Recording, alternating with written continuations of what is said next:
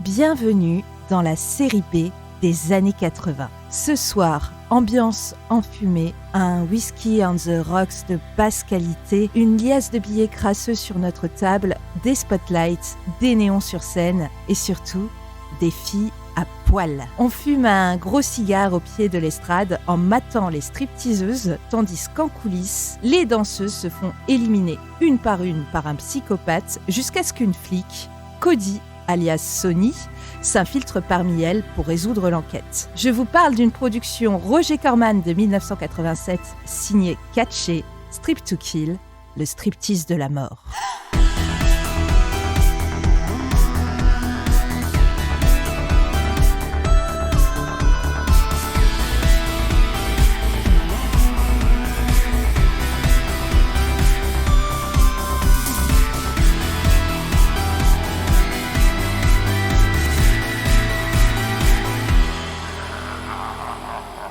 Bonjour, bonsoir et bienvenue dans Jumpscare. Ce soir, c'est moi, Lily, qui présente cet épisode et nous enregistrons un 29 mars, jour de mon anniversaire. Joyeux anniversaire! Merci beaucoup. Du coup, on fait tout ce que je veux. Donc, on regarde un film Lilycore et Romain, il reste sagement assis sur sa chaise, les mains attachées dans le dos et un gros bâillon dans la bouche. Plus sérieusement, Strip to Kill nous a été proposé par notre invité du jour qu'on attendait de recevoir depuis 3 ans déjà. Il a créé son premier fanzine sur le cinéma de genre à 13 ans avant de devenir rédacteur puis rédacteur en chef pour Mad Movies de 1996 à 2006. On le sait moins, mais il incarne aussi un soldat nazi pas très arien dans Time Demon de Richard J. Thompson. Et aujourd'hui, il écrit des livres sur la série B, Z et l'érotisme. On lui doit d'ailleurs l'excellent Horror Porn ainsi que l'annuaire des actrices de genre Sexy Starlets. Il consacre également toute une série littéraire à sa collection d'affiches et de flyers rares, B-Movie Poster, dont le dernier tome vient de sortir. Les plus férus du genre l'ont déjà reconnu. Aujourd'hui, nous accueillons le boss final de la série B en France, une légende, mon maître à penser, Damien Granger. Bonjour Damien. Bonjour. Ça va, t'es content d'être là ? Très content. Et j'aime beaucoup Jumpscare que j'écoute depuis déjà presque la création. Et t'es vraiment sur notre shortlist d'invités depuis la création.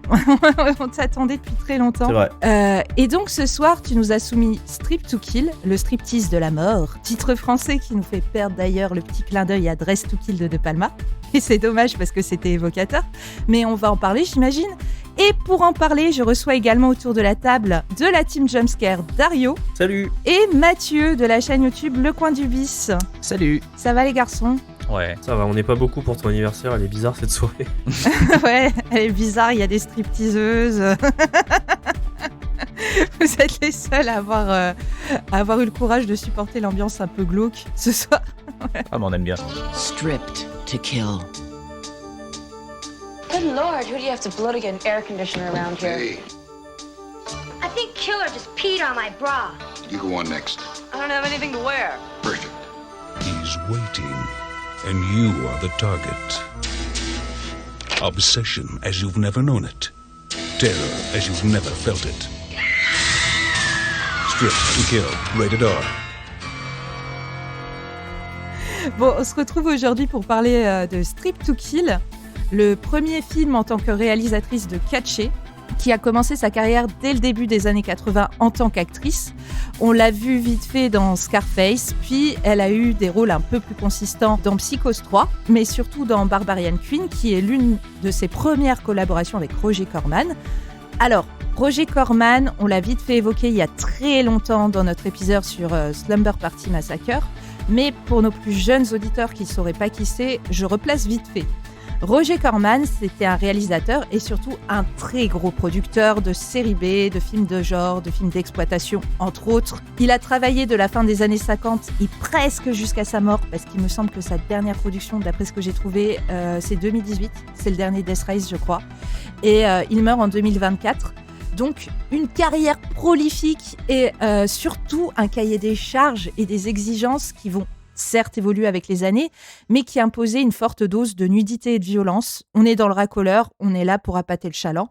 Mais ça n'empêchait quand même pas de faire émerger des talents comme Coppola, Scorsese, Joe Dante, Jim Wynorski, qui ont tous commencé chez Corman. Et Corman, il a aussi fait travailler pas mal de femmes dans le cinéma de genre. Des fois, ça se passait pas très très bien, comme avec Barbara Peters, la réalisatrice des Monstres de la Mer, ou Rita Mae Brown, la scénariste de Slumber Party Massacre, dont Corman a trahi la vision pour injecter de la nudité gratuite dans leurs films. Là-dessus, on a Katché, qui est connu pour avoir su imposer sa patte à Corman. Et encore, quand je dis imposer, c'est un bien grand mot, parce qu'en fait, Katché, dans sa première partie de carrière, elle veut parler d'érotisme et de sexualité féminine et d'une sexualité un peu contrainte dans les bas-fonds au sein de certains milieux sociaux. On a les stripteaseuses dans Strip to Kill et Dance of the Dam, les prostituées mineures dans Streets et les adolescentes des services sociaux dans Poison Ivy et Carrie 2. Du coup, Damien, quand elle développe son premier projet, donc Strip to Kill, un thriller érotique dans le milieu du striptease, étonnamment, ça matche pas du tout avec Roger Corman. Alors en effet, dans un premier temps, Corman ne veut pas du film en fait. Il va falloir 1 an à Katché pour le convaincre Roger Corman de faire ce film. Le film ne l'intéresse pas. En fait, ce qui lui pose problème, c'est avant tout le twist final. Corman n'y croit pas une seule seconde. Il ne pense pas une seule seconde que ça puisse fonctionner. Je vais essayer bien évidemment de rester discret pour ne pas le dévoiler pour les gens qui ne l'auraient pas vu.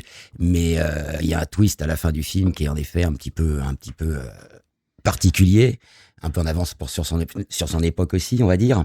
Et Corman n'y croit pas du tout à cette fin du film. Et Katché va passer par plusieurs phases pour le convaincre, lui amener des témoignages, des preuves, des photos, que ce twist final peut fonctionner. Et il y a même son maquilleur sur Psychose 3 qui va écrire toute une lettre à Roger Corman pour le convaincre qu'il peut arriver à faire un bon maquillage.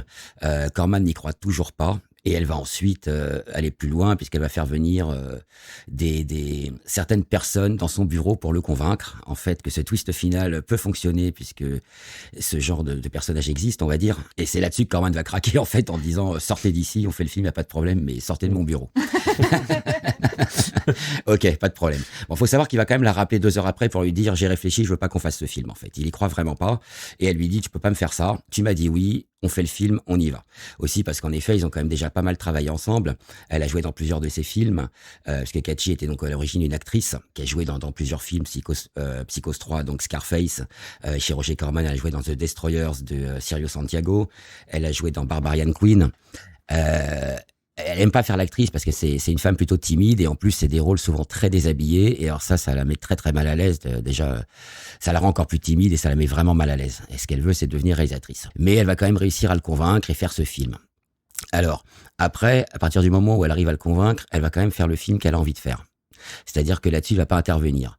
Mais ça va plutôt mal se passer à la fin, dans le sens où Corman va énormément couper le film. Le film durait 2 heures à l'origine. Elle a fait un film de 2 heures qui s'intéressait beaucoup plus aux personnages, où il y avait beaucoup plus de scénar, où il y avait du background sur le tueur, notamment. Et Corman, pour lui, c'est trop long. Il veut ramener ça à un film de striptease avant tout, avec 3 meurtres. Donc, il va ramener le film à 1h28. Donc c'est une première expérience, elle est contente d'avoir fait son film, mais c'est une première expérience qui est quand même un petit peu douloureuse pour elle, puisque son film ne sort pas en l'état en fait. Tout comme quand elle pitch le film à Roger Corman, à l'origine il s'appelle Deception.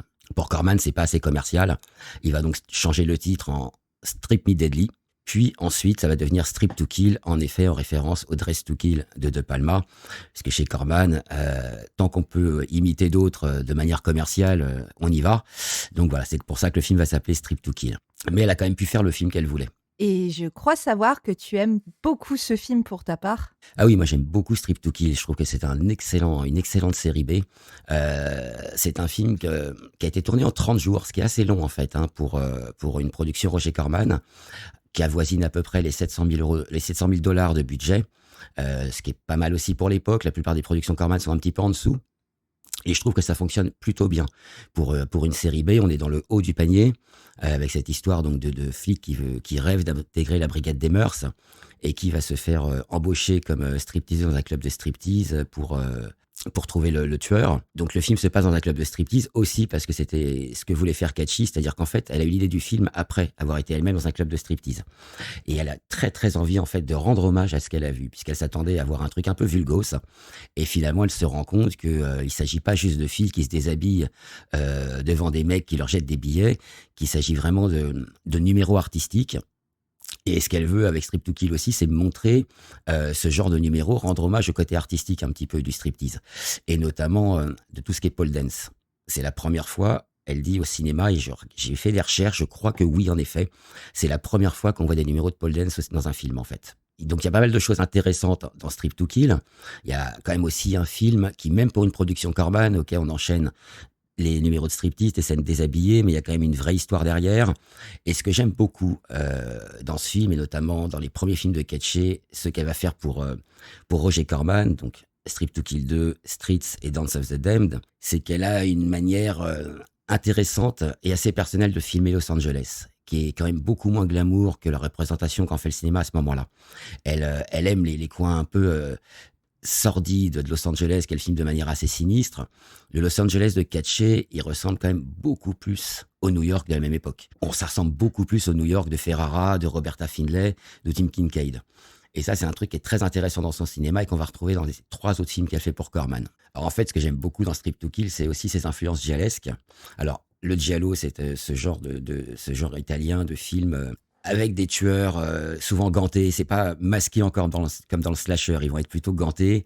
On est sur de l'intrigue avant tout de psychothriller, mais avec la spécialité du cinéma italien aussi de l'époque, donc des grands jeux de couleurs, ce genre de choses. Et puis des tueurs qui peuvent aussi être, déguisés, ce genre de trucs. Et on ressent ces influences-là dans Strip to Kill, dans le sens où il y a des énormes jeux de couleurs dans les scènes, dans le club de striptease. Il y a la façon dont l'enquête progresse aussi. Les meurtres également, ils sont quand même beaucoup plus gialesques que des meurtres qu'on voit dans les séries B américaines de l'époque. Et il y a surtout aussi cette scène finale que j'adore personnellement, cette scène où elle rentre dans une pièce, Cody, donc la flic, où elle découvre un cadavre, et en relevant la tête, va découvrir aussi l'identité du tueur dans ce miroir brisé. Alors là, pour moi, on est vraiment en plein de giallo, quoi. On voit pas trop ça dans la série B américaine de l'époque. Ça renvoie plutôt à ces films italiens des années 60 et 70. Et c'est tout ça qui fait que je trouve vraiment Strip to Kill intéressant. En plus, d'un côté aussi assez docu-réaliste dans la façon dont il est filmé. Et peut-être aussi, puisqu'en fait, pour tourner Strip to Kill, elle n'a pas pris d'actrice. Toutes les stripteaseuses sont de vraies danseuses en réalité. Il n'y a pas d'actrice, contrairement à la suite, où là, pour le coup, elle prend des actrices et des scream queens. Dans le premier film, donc toutes les danseuses et stripteaseuses sont de vraies danseuses et stripteaseuses, qu'elle va faire venir chez elle et leur donner quelques cours d'acting rapidement pour qu'elles puissent quand même jouer la comédie un minimum. Et c'est vrai que déjà, elles sont très très réalistes dans leurs numéros de striptease, mais aussi, je trouve, dans les scènes de dialogue qu'il peut y avoir dans toutes ces scènes où elles se retrouvent dans les loges avec le manager, toutes ces scènes-là. Et tout ça, je trouve, donne vraiment un certain charme à ce film. Et j'adorerais voir d'ailleurs la version de Catchy de 2 heures. Moi, personnellement, je m'ennuie pas une seule seconde devant Strip to Kill, donc j'en redemande. Et aussi parce qu'en effet, alors elle évoque très très peu ça dans les interviews. Elle aime pas trop revenir, c'est les choses qui lui ont pas plu. Mais elle avait donné 2-3 détails où il y a quand même beaucoup plus de background sur les personnages et notamment sur le tueur, pourquoi ses motivations, beaucoup plus de scènes de dialogue et je pense que ça pourrait donner encore un meilleur film. Merci pour cet avis passionné et cette très belle présentation de Strip to Kill. Dario, toi, je crois que tu n'es pas un grand amateur de production Corman, t'en as vu assez peu. Du coup, qu'as-tu pensé de Strip to Kill, qui est quand même une plongée assez violente? Tout de suite la lap dance, quoi. Ouais, c'est que moi, je suis pas friand de ce genre de film en général. Après, tout ce que tu viens de dire, Damien, je trouve que ça apporte quand même pas mal de lumière et du coup, je trouve que la création du film est limite plus intéressante que le film lui-même. C'est-à-dire que là, le film, moi, j'ai quand même tendance à m'ennuyer pas mal devant, même si Roger Corman, il m'envoie des nichons toutes les 5 minutes à la gueule, je m'ennuie malgré tout devant ce film, quoi. Donc, j'ai pas énormément de trucs à en dire, malheureusement. Je suis venu surtout pour l'anniversaire de Lydie. Oh, merci. Ça, c'est un vrai pote. Il n'y a personne d'autre. Pas comme Romain. Par Mathieu, ouais. Mais en fait, je trouve qu'il y a quand même un énorme souci de montage. Je trouve que tous les chants contre chants du film, ils sont tous bizarrement ratés. Mais c'est un petit peu... comment dire, c'est presque intangible. trouve que quand tu fais du montage et que tu vois qu'un champ contre champ marche pas, tu dis ah putain mais ça marche pas, je sais pas pourquoi. Et là c'est une suite constante de ça. Ouais. Tous les champs contre champ, le contre champ à chaque fois ne marche pas, c'est-à-dire que le raccord ne marche pas. Sans pour autant que j'ai d'explication à vous dire bah oui c'est parce que la caméra n'était pas posée sur le bon angle. Pas forcément, c'est juste que tous les raccords ne fonctionnent pas. Je pense que c'est plus une question de colorimétrie en vrai, mais j'en ai pas énormément à en dire. Je sais pas si vous avez ressenti ce truc-là de raccord bancal. Oui. Bon, j'en parlerai plus tard, mais les 15 premières minutes, en fait, m'ont fait un petit peu mal aux yeux. Parce que, bah, comme toi, je sentais qu'il y avait un problème, mais j'arrivais pas à mettre vraiment le doigt dessus de manière précise. Et en fait, comme tu l'as dit, c'est le montage et c'est le raccord entre les plans qui, des fois, pose problème. Il y a certains moments, vraiment, la règle des 180 degrés, elle est partie se pendre. Et des raccords qui sont faits vraiment de manière un peu. Enfin, vraiment, j'ai pas l'explication. Mais peut-être en fait que ça provient de ce que Damien a dit juste avant, c'est-à-dire qu'à la base, le film faisait 2 heures et que du coup, il y a eu des coupes et que en fait, certaines scènes devaient être à la base beaucoup plus longues, mais qu'elles ont été raccourcies et montées en dépit du bon sens. Ce qui fait qu'il y a des moments, il y a des scènes en fait dont le rythme est très très très bizarre parce qu'il y a des plans qui durent des fois une fraction de seconde et qui ne sont là que pour je sais pas, créer une espèce d'illusion de rythme, mais qui, dans la structure de montage, en fait, n'apporte quasiment rien, si ce n'est de faire des espèces de faux raccords ou de péter, en fait, la règle des 180 degrés, quoi. Mais, bon, après, je développerai un petit peu plus tard. Ça m'a gêné sur les 15 premières minutes du film. Après c'est que du bonheur. Mais voilà, je comprends qu'on soit gêné par ce truc-là, même si, encore une fois, j'ai pas l'explication. Après, il y a de fortes chances en effet que ce soit lié au fait que Corman ait fait intervenir un autre monteur sur le film pour le raccourcir en fait. Parce que c'est vrai que dans ces cas-là, il faisait vraiment ça au hachoir. On l'a vu sur d'autres films où on sait que ça a été le cas, où quand il demandait à un monteur de retoucher un film pour le ressortir sous un autre titre, c'est vrai que dans ces moments-là, tu reconnais même plus le film d'origine qui est vraiment remonté au hachoir. Ouais. Donc il y a quand même de fortes chances que ça vienne de là. Ouais, d'autant plus qu'il n'y a absolument pas ce problème dans le 2. Oui. C'est encore une fois la même réalisatrice et le 2 en fait il est monté correctement quoi. Je continue de préférer le 1 mais il n'y a pas ce problème. Parce que du coup, logique Corman, le premier a eu du succès, du coup elle a un peu plus de liberté sur le 2. Oui, il va lui laisser faire un peu plus ce qu'il veut sur le 2. C'est surtout qu'en fait le 2, en effet, on retrouve pas ces soucis de montage dont vous parlez. Et le 2, qui est complètement différent, mais qui est pas inintéressant, c'est un film en plus, quelque part, qui est un miracle en quelque sorte, hein, parce qu'elle va le faire en 7 jours. Oh. Elle a 7 jours pour faire le film. C'est-à-dire qu'elle le caste et elle l'écrit en 2 jours, elle le shoot en 5 jours en réalité. Pourquoi ? Parce qu'elle vient de faire Dance of the Damned, et il reste 5 jours de tournage dans le studio que Corman a loué où ils ont construit le décor du club de striptease. Parce que ça, c'est pareil. Dans le premier Strip to Kill, elle tourne dans des vrais clubs de striptease. Pour Dance of the Damned et Strip to Kill 2, elle va tourner en studio. Ils vont reconstituer un club de striptease en studio. Corman, qui n'aime pas perdre de l'argent, lui dit « Il nous reste 5 jours de tournage, tu m'enchaînes un autre film, on fait Strip to Kill 2 vu que le premier est marché. » Parce que si Corman va mettre du temps à accepter Strip to Kill, il faut savoir aussi que ça va devenir un de ses plus gros succès et un des plus gros succès du direct ou vidéo de l'époque. Et donc pour Strip to Kill 2, qui est, je trouve encore une fois pas inintéressant, il y a des belles choses, même s'il est un peu plus bancal, malgré tout, il a été tourné en 5 jours. Écrit et casté en 2 et tourné en 5 jours. C'est quand même assez impressionnant. Et du coup, toi, Mathieu, je crois que tu n'avais jamais vu Strip to Kill, ce qui m'a étonné de ta part. Oui, je l'avais jamais vu, mais en vrai, ça faisait des années que je tournais autour, mais sans savoir véritablement que c'était ce film-là que je cherchais. En gros, je connaissais son affiche. Son affiche, c'est une des plus belles affiches du cinéma d'exploitation des années 80, en tout cas à mes yeux. Référencé dernièrement sur l'affiche originale de Reflet dans un diamant mort. Oui, j'allais y venir. Pardon, excuse-moi. Pardon. Et c'est surtout en fait une affiche qui m'est revenue en mémoire grâce à une personne ici présente qui l'a mentionné dans son premier livre sur les films de série B. Et en fait, quand on a fait Strip to Kill, enfin quand on a décidé que ça allait être Strip to Kill le prochain épisode de Jumpscare, j'ai pas fait le lien entre cette affiche que j'avais vue donc dans le bouquin de Damien et ce titre. Et en fait, c'est en commençant à faire des recherches en fait sur le film que je me suis dit ah ok, c'est ce fameux truc, c'est cette fameuse affiche.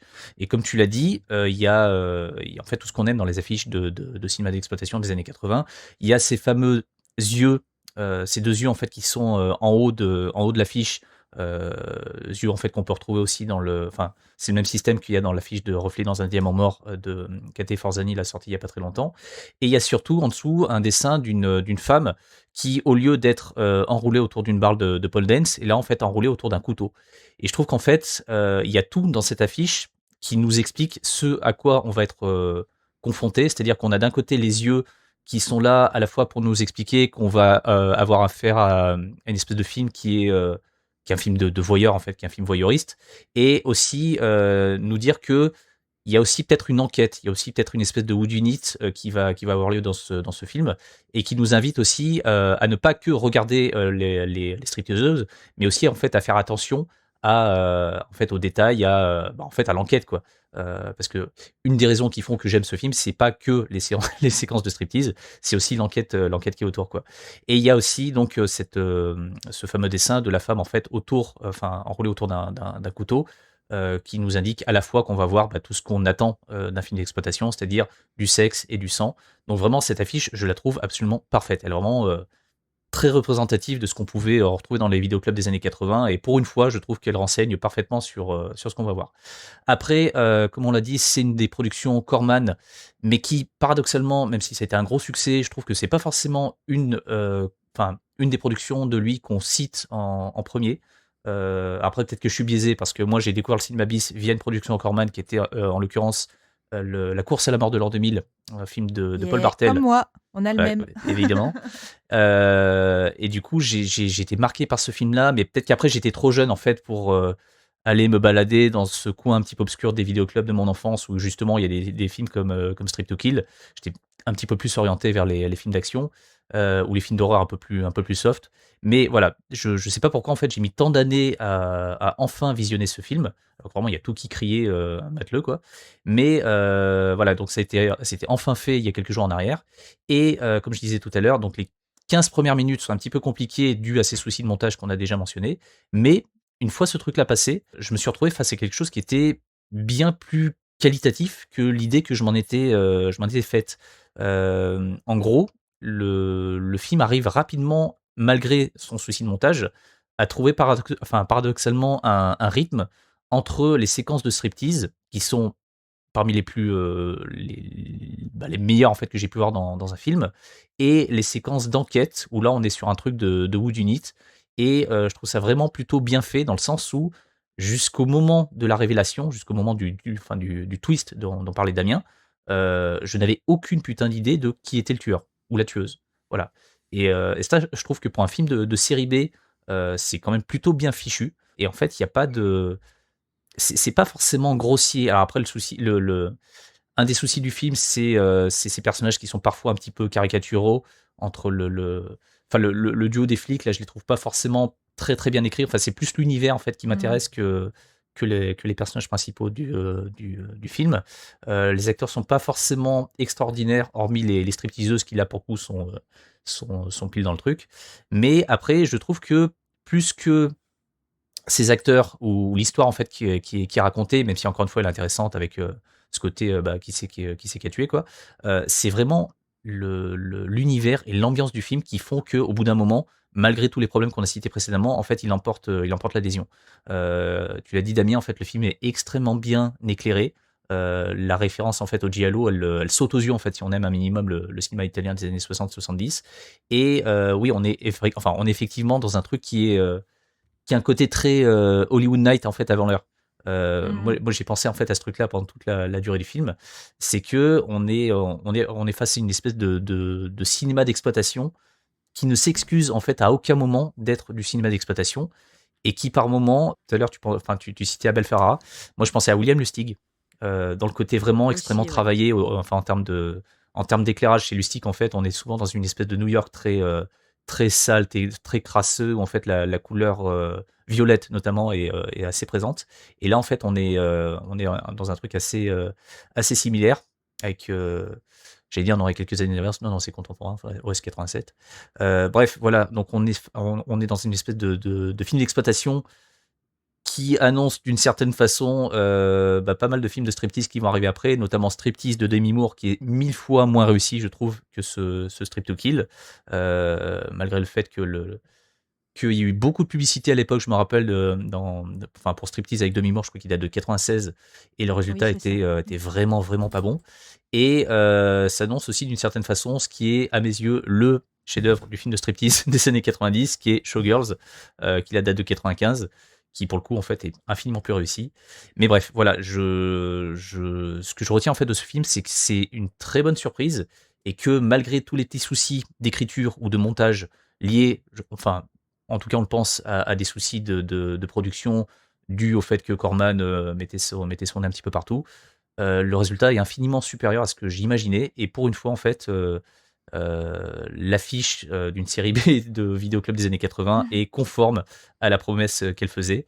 Et si on est curieux, il y a aussi un 2 qu'on a mentionné tout à l'heure, qui, comme disait Damien, en fait, a été tourné dans une période de temps très, très, très, très courte, mais qui est peut-être pas aussi différent que ce que moi on m'avait dit, dans le sens où effectivement il y a un côté fantastique qu'il n'y avait pas forcément dans le premier, qui vient potentiellement se greffer dans le 2 avec est-ce que c'est un vampire, est-ce que c'est une... Enfin voilà, mais dans l'absolu, on a toujours un duo, on a toujours le personnage en fait de la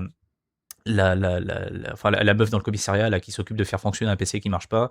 On a beaucoup de trucs en fait qui reviennent d'un film à un autre, mais après, comme l'a dit Damien, ça peut parfaitement se comprendre étant donné vu le peu de temps qui a été accordé à la réalisatrice pour écrire et faire ce film-là, quoi. Donc voilà, le 2 est pas inintéressant, mais hormis le truc fantastique, c'est quand même, pour moi en tout cas, une espèce de petit copier-coller. Mais si on devait n'en voir qu'un seul, c'est évidemment le premier. Et hasard total, Romain me disait tout à l'heure qu'en fait le film va ressortir, ou est ressorti je crois, en Blu-ray, je crois hier. Il me semble que Damien est au courant d'ailleurs. Alors oui, il ressort officiellement lundi, là, en fait, chez 88 Films. Nous, on a eu la chance de le recevoir en avance à Metaluna, donc j'ai eu la chance de revoir le film aussi sur ce Blu-ray 88 Films, qui est superbe, qui rend vraiment justice au film, qui est bien meilleur que les précédents Blu-ray américains qui étaient sortis il y a quelques années. Alors, je peux dire que les couleurs sortent super bien, enfin, c'est vraiment beau, et ils ont malgré tout conservé ce joli grain, je trouve, qu'il y a à l'image. Ce joli grain 80... qu'il y a sur Strip to Kill. Mais pour revenir sur ce que tu disais, c'est vrai qu'on dit souvent, et c'est une réalité, que Roger Corman copiait les autres, mais il a aussi parfois inspiré Hollywood. Bon, au-delà d'avoir formé des réalisateurs qui sont ensuite devenus des grands noms, comme Coppola, Scorsese, Cameron Wynorski. et Wynorski, et une deuxième vague avec Louis Loza, Louis Morneau, Rod Madflender, et qui comprendra aussi Catchy, qui a réalisé ensuite Poison Ivy et Carrie 2 notamment. Je pense honnêtement que s'il n'y a pas eu Strip to Kill et toute la vague de films de striptease qu'il va lui-même produire ensuite, il va en faire une douzaine, il y aurait sûrement jamais eu Striptease et Showgirls en fait. Mhm. Je pense que malgré tout, ce sont de tels succès de vidéoclub que c'est aussi ce qui a donné naissance à ces films-là. Ouais. Et d'ailleurs, c'est rigolo parce que Catchy va elle-même écrire un remake de son propre film, Strip to Kill, qui s'appelle Dance with Death, qui est réalisé par Sharp Philip Moore, pour le coup, là, celui qui a fait Dead Space pour Roger Corman. Et c'est elle qui a écrit le propre remake de son film. Et moi, je voulais juste revenir sur ce que tu as dit, Mathieu, où je n'étais pas spécialement d'accord quand tu parlais du whodunit qui était assez réussi. Parce que, ok, le reveal du tueur, tu le vois pas venir, mais je pense que c'est surtout parce que en fait, on voit pas le tueur de tout le film, le personnage qui est le tueur, tu vois. Bah, Pour moi, en c'est vrai, c'est plus un problème d'écriture, en fait, où juste, tu le vois un peu au début et tu le vois à la fin au niveau du reveal, mais du coup, tu sais très bien que celui qui est la cible des flics, tu sais très bien que c'est pas lui le tueur, c'est trop facile, que c'est une fausse piste pour le spectateur. Et du coup, quand t'arrives à la fin, le personnage, il n'existe pas avant, en fait. Donc je trouve pas ça... je trouve pas que ce soit un whodunit réussi, moi. bah, en vrai, moi, j'ai trouvé que c'était assez réussi dans le sens où c'est un peu comme Scream, le mécanisme. C'est que t'es là, l'évidence au début, t'es là, bah oui, c'est lui.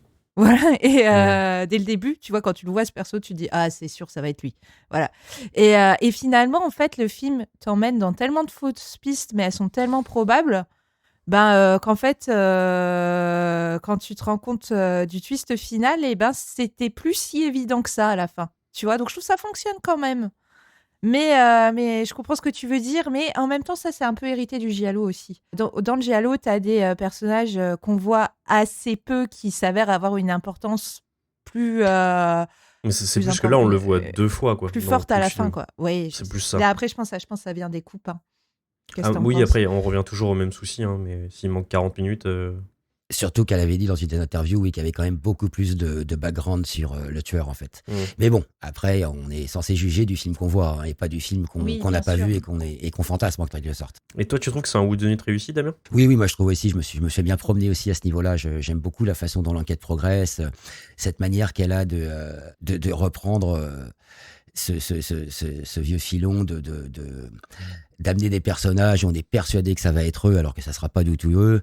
Moi, je fonctionne plutôt bien à ça aussi dans le film. Je trouve qu'elle amène ça plutôt bien et aussi parce qu'en fait, c'est c'est quelque part noyé dans le reste, dans des scènes de justement toutes ces scènes de danse et de striptease qui vont venir te distraire, les 2-3 meurtres qui vont venir rythmer et ponctuer le film. Et je trouve que du coup, il y a des moments même où t'en es presque à oublier cette enquête, ces faux suspects et tout ça. Et je trouve à l'arrivée que ça fonctionne plutôt bien. Et moi, j'avais été tellement bluffé par le final, en fait. J'aime vraiment énormément ce twist final qui, lorsque j'avais vu le film la première fois, m'avait vraiment... je m'étais pris une grande claque, oui. Surtout pour un film de série B, en fait. Je trouvais ça très, très audacieux. Je trouve qu'elle a quand même réussi à arriver avec une idée qui est vraiment très audacieuse pour l'époque et qu'elle assume totalement, en plus. Et toi, Lily, qu'est-ce que t'en penses? quoi? Vas-y, fais ton tunnel. Écoutez, vous savez, moi, je pense que l'un des films que j'ai le plus vu dans ma vie, c'est Flashdance d'Adrian Lyne. Et j'adore Flashdance. Le monde entier sait que j'aime Flashdance. Du coup, c'est très difficile pour moi d'avouer ce qui va suivre. Je fais actuellement un effort surhumain. Car moi, Lily Nelson, je pense que Strip to Kill est un Flashdance 1000 fois moins réac que Flashdance. Voilà. Je crois vraiment que Kachi a vu Flashdance et nous en a injecté dans Strip to Kill. Alors, déjà parce que Flashdance, il a donné le ton du film de danse de la décennie comme La fièvre du samedi soir a donné le ton de la décennie 70 pour le film de danse. C'est comme ça. Voilà. Mais dans Strip to Kill, il y a beaucoup de scènes de danse assez similaires, notamment celle de la blonde un peu punk, qui fait penser à Tina Tech, la blonde un peu punk de Flashdance. Sauf que c'est deux films qui s'opposent complètement sur le fond. Parce que Flashdance, il pique plein de choses à l'univers des strippers, mais il se permet de leur chier copieusement dessus. Quand l'une des danseuses de Flashdance va devenir stripteaseuse au Moby's Bar, on va la chercher par le bras et on lui dit « Tu fais pas de la danse, tu traînes tes fesses par terre ». Et rien que la scène d'intro de Strip to Kill, elle nous dit exactement le contraire.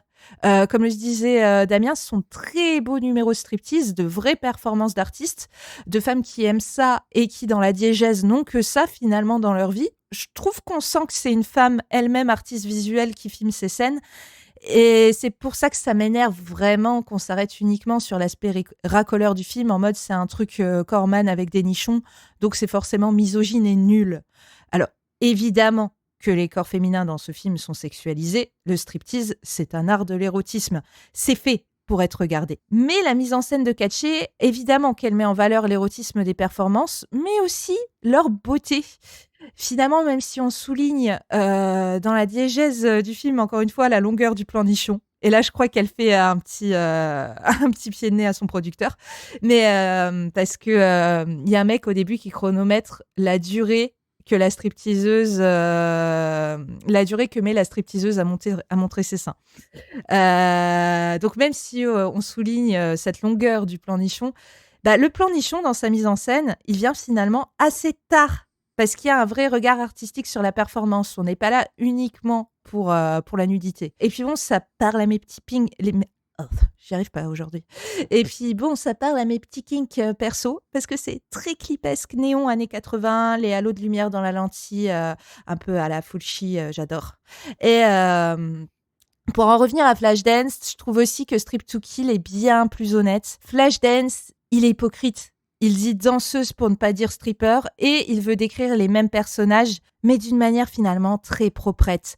Là, notre flic, elle développe une empathie au contact de ses filles parce qu'elle découvre déjà que tout le monde s'en fout d'elle, de ce qui peut leur arriver, de leur sécurité, que ce sont des personnes avec de lourds passés, qui n'iront pas voir la police pour des raisons évidentes, qui sont livrées à elles-mêmes face à la violence, à la drogue, à l'exploitation sexuelle. Le film dit quand même quelque chose d'un peu plus profond que venez mater les culs des actrices. Il y a aussi un tiraillement intérieur chez le personnage principal, ce qu'on retrouve dans la plupart des films de Katché, d'amitié entre la flic un peu garçon manqué, mais bien sous tout rapport, et la stripper qu'elle devient en infiltration. Et c'est assez bien retranscrit dans sa relation avec son coéquipier, le Mickey Rourke pas cher. Je me suis fait la même réflexion. Ouais, non mais vraiment. Putain, il a trop envie d'être Mickey Rourke, le mec. Mais de ouf. Et ben lui, c'est quand même un gros connard insupportable qui l'attire et qui la dégoûte en même temps. Encore une fois, tiraillement.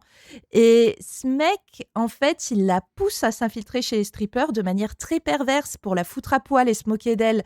Sauf que quand elle commence véritablement à y prendre du plaisir, quand elle se rend compte que dans l'exhibition et dans le fait de devenir un objet de désir, il y a quelque chose de très excitant, une prise de conscience de son corps, de ce qu'il suscite, ce qui lui donne un pouvoir sexuel, si bien que lorsqu'elle est sur le point de coucher avec son coéquipier, elle a plus de désir pour lui parce qu'elle épanouit sa sexualité ailleurs. Et c'est là que lui va trouver qu'en fait c'est plus si marrant et qu'elle devrait mieux aller se rhabiller, arrêter de faire la pute, c'est en substance qu'il lui dit, et de laisser tomber cette bande de dévergondés. De toute façon, tout le monde s'en fout de trouver un tueur qui tue des stripteaseuses.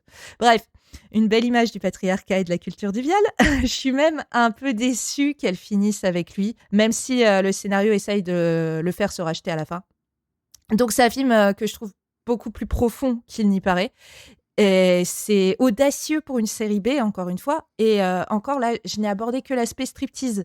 J'ai même pas parlé des meurtres, qui sont des féminicides commis par un personnage visiblement queer qui commence par assassiner sa sœur lesbienne.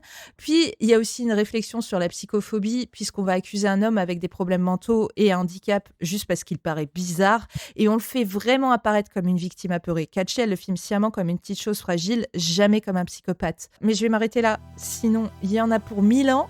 Et pourtant, il y a encore plein de choses à dire. Je vais juste ajouter que malgré tout l'amour que j'ai pour ce film, c'est tout de même un premier film, charcuté un peu par Corman, un peu confus sur le fond du coup, et je pense qu'elle s'améliorera grandement par la suite, notamment avec Poison Ivy, avec Drew Barrymore, qui est, je pense, son film le plus abouti, et qui sera même nommé à Sundance, donc c'est qu'il était vraiment pas dégueu. Alors c'est rigolo parce que tu parlais de Fulci à un moment, et un bon double programme pour regarder Strip to Kill, ce serait avec Murder Rock quelque part. Ah oui. Les films vont bien ensemble. Et en plus, vu la piètre qualité de Murder Rock, ça permettrait aux gens de se rendre compte à quel point Strip to Kill est bien. C'est très bien Murder Rock, C'est ne vrai. l'écoutez pas. Vous pouvez mater Flashdance aussi. Ça fait toujours plaisir de revoir Flashdance. Enfin, si on s'appelle Lily Nelson. Surtout que je viens de dire que là, le film était réac, Flashdance en comparaison, donc tu donnes pas trop envie aux gens de regarder Flashdance. Non, mais en vrai, j'ai plein d'arguments positifs en faveur de Flashdance aussi, mais bon, il a ses défauts aussi, quoi. Du coup, pour terminer, on va faire un petit point promo. Damien, tu as sorti un livre dernièrement. Alors oui, je viens de sortir un volume de Binoy Posters. C'est une collection, à la base, c'est une collection de 5 livres en demi-format. Là, j'ai sorti un livre grand format de 300 pages qui s'appelle tout simplement Binoy Posters. Il n'y a pas de volume comme sur les précédents, pas de tout ça. Aussi parce qu'à la base, c'est le livre que je voulais faire lorsque j'ai eu l'idée en 2004. Si j'avais eu tous les flyers qui sont dedans à cette époque-là, il n'y aurait pas eu de petits volumes d'ailleurs. Il n'y aurait eu que ce volume-là. Et après, je serais passé aux autres livres. Et oui, là, donc, je viens de sortir un Binoy Posters qui regroupe ce qui sont à mes yeux les 300 plus belles affiches de série B de 1980 à nos jours, et dans lequel on trouve bien évidemment l'affiche de Strip to Kill que Mathieu a longuement évoquée tout à l'heure. Pour les auditeurs, c'est dispo chez Metaluna Store, où vous pouvez croiser Damien d'ailleurs. N'hésitez pas à passer lui dire bonjour. Et on vous met bien évidemment le lien dans la description de cet épisode. Allez-y, c'est très beau visuel, ça se lit vite. Et si vous êtes novice en série B et Z, vous y trouverez les meilleures recommandations qui soient. Et si vous voulez en savoir plus sur la carrière de Katché, à l'heure où on enregistre, un épisode de Discordia animé par notre ami François Co va bientôt sortir sur ce sujet, donc n'hésitez pas à aller les suivre aussi. Là-dessus, avec la team, on vous laisse. Merci beaucoup Damien pour ta participation. Merci Damien. Merci. Eh ben, merci beaucoup pour l'invitation. Très content d'avoir fait partie d'un épisode de Jumpscare. Oh, il y en aura d'autres. Ouais, on espère que tu reviendras. On espère avec une équipe un peu plus féminine. Ça pourrait être sympa. C'est vrai que... Les filles ont déserté sur Strip to Kill. Voilà. Bref, on leur en veut pas. On les aime, on les embrasse. Allez, laissez-nous des likes, des étoiles, des pouces en l'air sur Spotify, Deezer, YouTube et Apple Podcast. Et des joyeux suivez- anniversaires pour Lily aussi. Hein. Ah oui, merci beaucoup. Et 23 ans déjà, ça file. Et... Et n'oubliez pas de nous suivre sur les réseaux sociaux. Instagram, Blue Sky, @Jumpscares j'y arrive jamais. Instagram Blue Sky @jumpscarecast et on se retrouve dans 2 semaines pour Noroi de Koji Shirashi. À bientôt. Des bisous. Ta-na-na-na-na-na.